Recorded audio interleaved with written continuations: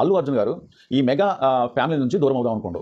ఒక ఇమేజ్ అనేది సంపాదించుకుందాం. మరి ఏ కారణం చేత అల్లు అర్జున్ గారు ఈ నిర్ణయం తీసుకుంది? బలమైన నిర్ణయం ఎందుకని తీసుకోవాల్సి వచ్చింది?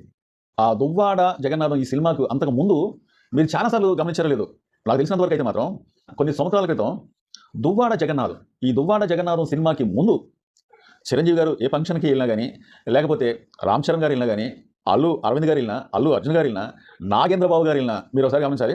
ఈ కుటుంబంలో ఎవరు వెళ్ళినా సరే, అర్జున్ గారితో సహా కూడా ఎవ్వరు వెళ్ళినా గాని, వీళ్ళు స్టేజి మీదకి ఎక్కి మాట్లాడుతా ఉంటే, Pawan Kalyan power star, Pawan Kalyan power star అని చెప్పి వీళ్ళకి చికాకు దుబ్బేటట్టుగా, అంటే చిరంజీవి ఆ స్థానంలో చిరంజీవి గారైనా, నాగేంద్ర బాబు గారైనా, అల్లు అర్జున్ గారైనా, అల్లు అరవింద్ గారైనా ఎవ్వరైనా సరేనండి.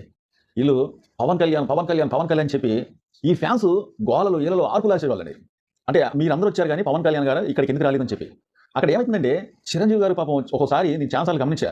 అంత పెద్ద వ్యక్తి, ఈ కుటుంబానికి ఒక ఎన్నుముక లాంటి వాడు. ఈ కుటుంబంలో ఉన్న ఈ ఈ మెగా హీరోలు మొత్తం కూడా